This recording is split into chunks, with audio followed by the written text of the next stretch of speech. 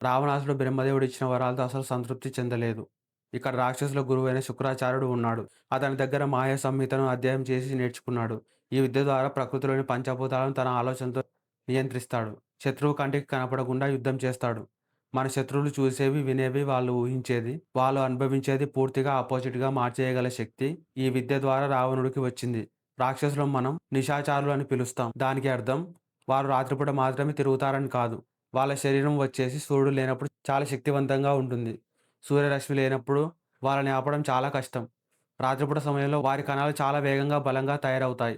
కావున వాళ్ళని రాత్రి సమయంలో ఎంత దాడి చేసినా గాయాలు ఇట్టే నయమైపోతాయి. మనం ఈ పర్యాయాన్ని సైన్స్ పరంగా తీసుకున్నా హైపర్ రీజనరేషన్ అంటారు. సూర్యుడు అస్తమించిన వెంటనే రాక్షసుల కళ్ళలోని రెటీనా నైట్ విజన్ మోడ్‌లోకి మారిపోతుంది. అప్పుడు వాళ్ళు ఆ ఘోరమైన చీకటిలో ఎలాంటి విజువల్స్ అయినా, ఎలాంటి మనుషులనైనా చాలా సులభంగా గుర్తుపడతారు. కంటి సామర్థ్యం చాలా గొప్పగా ఉంటుంది.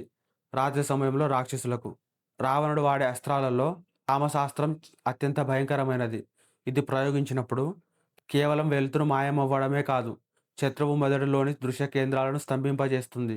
వానర సైన్యం ఎంత ప్రయత్నించినా, కళ్ళు కనిపిస్తున్నా ఏమీ చూడలేని స్థితిలోకి వెళ్ళేవారు. ఇది శత్రువును అంధుడిగా మార్చి ఒక రకమైన ఎలక్ట్రోమాగ్నెటిక్ పల్స్ వంటి అస్త్రం. ఈ అంధకారంలో రాక్షసులు సులభంగా వేలాది మంది వానరులను సంహరించేవారు. ఇంద్రజిత్తు ఈ విద్యల ప్రపంచంలోని సాటిలేని వీరుడు.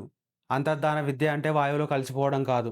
కాంతి కిరణాలు శరీరంపై పడి తిరిగి పరావర్తనం చెందకుండా ఇంద్రజిత్తు మేఘాల మాటున దాక్కోవడమే కాకుండా ఖాళీ ప్రదేశాల్లో ఉన్న ఎవరికి కనిపించకుండా యుద్ధం చేసేవాడు.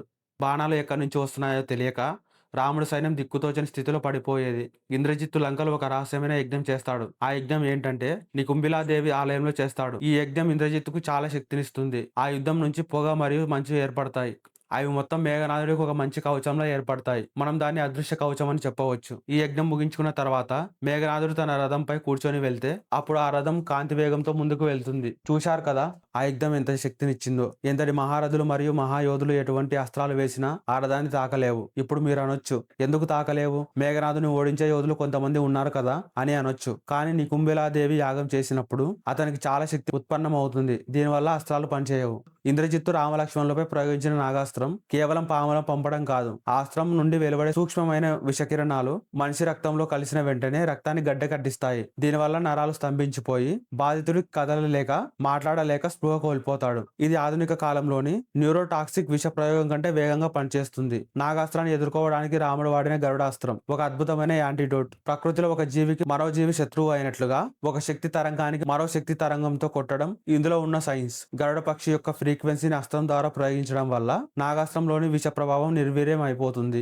ఇది ప్రాచీన కాలంలో ఉన్న వైబ్రేషనల్ హీలింగ్ టెక్నిక్. రాక్షసులు తమ రూపాన్ని మార్చుకోవడంలో సిద్ధహస్తులు. ఇది కేవలం భ్రమ కాదు, వారి శరీరంలోని డిఎన్ఏ స్ట్రక్చర్ ను తాత్కాలికంగా మార్చుకోవడం. మారీచుడు బంగారు లేడీలా మారడం, లేదా రాక్షసులు వానర సైన్యంలోని వీరుల రూపంలోకి మారడం దీనికి ఉదాహరణ. ఇలా చేయడం ద్వారా శత్రువుని లోపల నుండి దెబ్బతీయడం, వారి రహస్యాలను సేకరించడం రాక్షసులకు చాలా సులభమయ్యేది. యుద్ధంలో గాయపడిన రాక్షసులు రాత్రిపూట ఒక రకమైన ఔషధ జలంలో స్నానం చేసేవారు. ఆ నీటిలో ఉండే మూలికల ప్రభావం వల్ల వారి కణజాలం వేగంగా రిపేర్ అయ్యేది. మరుసటి రోజు ఉదయానికి వారు మళ్ళీ యుద్ధానికి సిద్ధంగా ఉండేవారు. ఇది నేటి కాలంలోని స్టెమ్ సెల్ థెరపీ లేదా అడ్వాన్స్ రీజనరేటివ్ మెడిసిన్ కి సమానం. అందుకే రాక్షసులను పూర్తిగా సంహరించడం వానర సైన్యానికి కష్టంగా అయ్యేది.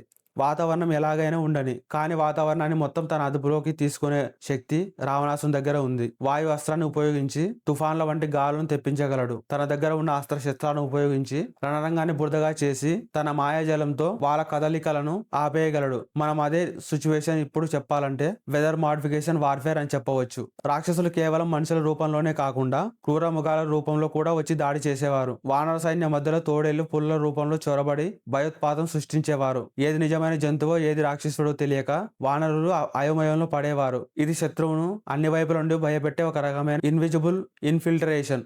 కొంతమంది రాక్షసులు ఏం చేసేవారంటే వాళ్ళ రక్తపు చుక్కలతో మరికొంతమంది రాక్షసులు సృష్టించేవారు. ఇది మనం సింపుల్ గా చెప్పుకోవాలి, క్లినిక్ పద్ధతిగా చెప్పుకోవచ్చు. ఆ రక్తంలో ఆ రాక్షసుల శక్తి మొత్తం సంపూర్ణంగా ఉంటుంది. ఆ రక్తపు చుక్కలు వచ్చి భూమికి తాకగానే కొత్త రాక్షసులు పుట్టుకొని వచ్చేవారు. ఇది వాళ్ళ శత్రువులకు చాలా అంతు చిక్కని సమస్యగా కనపడేది. వానర సైన్యం మొత్తం అనుకుంటారు, ఎంత సైన్యాన్ని చంపినా మళ్ళీ ఎక్కడి నుంచి పుట్టుకొస్తున్నారని. రాక్షసులు యుద్ధ భూమిలో కొన్ని రకాల నల్లటి పొరలను సృష్టించేవారు. ఇవి సూర్యకాంతిని పూర్తిగా గ్రహించేస్తాయి. దీనివల్ల పగలు కూడా రాత్రిలా మారిపోతుంది. రాక్షసులకు రాత్రిపూట బలం ఎక్కువ కాబట్టి వారు ఈ పద్ధతి ద్వారా పగటిపూట కూడా తమ నిశాచర శక్తిని ఉపయోగించుకునేవారు. అసలు రాక్షసులు ఏం చేసేవారంటే సాక్షాత్తుగా లక్ష్మణుడు, అంగదుడు మరియు సుగ్రీవుడు వంటి మహారథులుగా మారి వానర సైన్యం మధ్యలో తిరిగేవారు. వానర సైన్యానికి మొత్తం తప్పుడు ఆదేశాలు ఇచ్చి పక్కదోవ పట్టించేవారు ఆ మాయ రాక్షసులు. అలా మారి వాళ్ళు దొరికిపోయి మిస్ట్రస్ట్ క్రియేట్ చేయడంలో రాక్షసులు బాగా దిట్ట. అలా మారుతారు, మళ్ళీ దొరికిపోతారు. అలా దొరికిపోయిన తర్వాత వానర సైన్యానికి మొత్తం డౌట్ వస్తుంది. అసలు వీళ్ళు నమ్మొచ్చా నమ్మకూడదా అని వానరులే అనుమానించుకునే విధంగా వాళ్ళు తయారు చేసేవారు. ఇది చాలా డేంజరస్ ప్లాన్. ఈ సింపుల్ గా చెప్పాలంటే గూఢచారి విద్యగా మనం పరిగణించవచ్చు. రావణుడి మాయలను ఎలా గుర్తించాలి, వాటిని ఎలా అంతం చేయాలి అనే రహస్యాలను విభీషణుడు రాముడికి వివరించాడు. ఒక అదృశ్య వస్తువును కనిపెట్టడానికి కాంతిని ఎలా వాడతామో మాయ సీతను చూసి ఎందుకు బాధపడకూడదో చెప్పింది విభీషణుడే. విజ్ఞానం ఉంటే మనసు జయించవచ్చని ఈ ఘట్టం నిరూపిస్తుంది. రాముడు విభీషణుడిని తన కళ్ళుగా భావించాడు. అసలు ఇక్కడ ఒక పెద్ద టర్నింగ్ పాయింట్ ఉంది. అగస్త్య మహర్షి శ్రీరామచంద్రుడికి ఆదిత్య హృదయాన్ని ఉపదేశించాడు. ఆదిత్య హృదయాన్ని మనం కేవలం స్తోత్రంగా పరిగణించకూడదు. ఈ స్తోత్రం చాలా శక్తివంతమైనది. ఈ స్తోత్రం ఎంత శక్తివంతం అంటే సూర్యుడు నుంచి వచ్చే ప్రాణశక్తిని గ్రహించి మన శరీరాన్ని ఒక పవర్ హౌస్ లా మార్చేస్తుంది. ఆ సూర్యరశ్మి వల్ల, ఆ సూర్య తేజస్సు వల్ల ఎటువంటి రాక్షసుడు వచ్చినా, ఎటువంటి మాయ రాక్షసుడు వచ్చినా రాముడు చేసిన సాధన వల్ల, ఆ ఆదిత్య సూత్రం పవర్ వల్ల ఎటువంటి మాయ రాక్షసుడైనా ఇట్టే దొరికిపోతాడు. లోక కళ్యాణం కోసం అగస్త్య మహర్షుల వారు ఎంత గొప్ప పని చేశారు కదా శ్రీరామచంద్రుడికి. వాళ్ళని మహర్షులని మనం ఊరికే అనం. ఇదే ఒక ఉదాహరణ. శ్రీరామచంద్రుడు దేవుడు అని చెప్పడం ఎంత వాస్తవమో, శ్రీరామచంద్రుడు చాలా మంది పుణ్యపురుషుల సహాయంతో విజయం సాధించాడని చెప్పడం అంతకంటే గొప్ప విషయం. ఈ ఆదిత్య స్తోత్రం వల్ల రాముడికి ఎక్కడ లేని కాన్ఫిడెన్స్ మరియు శక్తి ప్రసాదించబడ్డాయి. శరీరం బలం దాదాపుగా 1000 పెరిగింది. ఇదొక్కటే ఆ రాక్షసుల మాయాయుద్ధానికి పరిష్కారం. రాముడు సత్యం ధర్మం కోసం పోరాడాడు. చివరకు ప్రకృతి కూడా రామునికి సహకరించింది. రామునికి సహకరించడం అంటే ధర్మానికి సహకరించింది. మాయ అనేది కేవలం తాత్కాలికం మాత్రమే. సత్యం అనేది శాశ్వతం. సత్యమే ధర్మం. మనం ఎప్పటి వరకైతే ధర్మ మార్గంలో పయనిస్తామో ఆ ఈశ్వరుడు మనల్ని ఎప్పుడూ వెన్నంటి ఉండి కాపాడుతాడు. ఇంతవరకు వేచి చూసి ఈ వీడియోని చూసినందుకు చాలా కృతజ్ఞుడిని. మీరు అలాగే ఒక లైక్ చేస్తే ఈ వీడియో మరికొందరి ఫీడ్లోకి వెళ్తుంది. అది నాకు చాలా సపోర్ట్గా ఉంటుంది మరికొన్ని వీడియోలు చేయడానికి. Her her Mahadev.